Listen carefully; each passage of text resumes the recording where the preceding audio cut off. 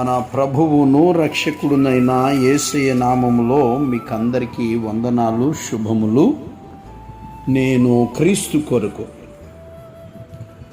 ఆత్మ సహాయాన్ని కోరుతూ మనం ప్రార్థించినప్పుడు మన బలహీనతలో మనం ప్రభు పాదాల చెంత నిస్సహాయంగా పడిపోతున్నామన్నమాట.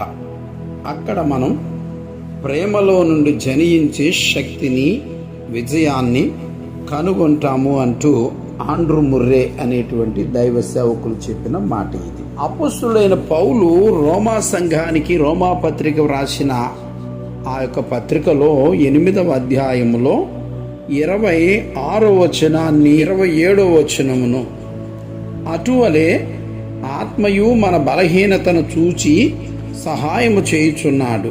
ఎలయనగా మనము యుక్తముగా ఎలాగూ ప్రార్థన చేయవలనో మనకు తెలియదు గాని ఉచ్చరింప సఖ్యము గాని మూలుగలతో ఆ ఆత్మ తానే మన పక్షముగా విజ్ఞాపనము చేయుచున్నాడు. మరియు హృదయములను పరిశోధించువాడు ఆత్మ యొక్క మనసు ఏదో ఎరుగును.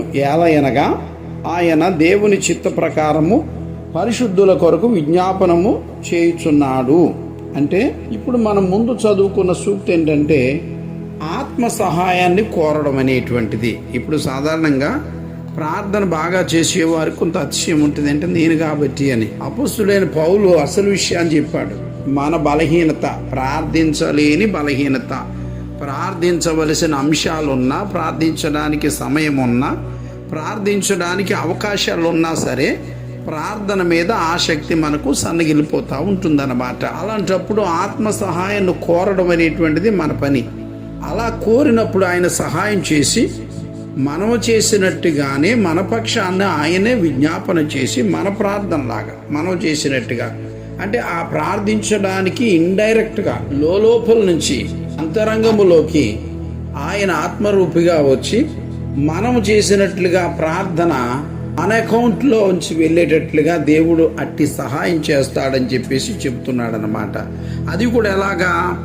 ఎలయనగా మనం యుక్తముగా ఎలాగూ ప్రార్థన చేయవలనో మనకు తెలియదు కానీ ఉచ్చరింప సఖ్యము గాని మూలుగులతో ఆత్మ తానే మన పక్షముగా విజ్ఞాపన చేయుచున్నాడు అని. అంతేకాకుండా మరియు హృదయములను పరిశోధించువాడు ఆత్మ యొక్క మనసు ఏదో ఎరుగును. ఎలయనగా ఆయన దేవుని చిత్త ప్రకారం పరిశుద్ధుల కొరకు విజ్ఞాపనము చేయుచున్నాడు. చాలా చక్కని అంశము.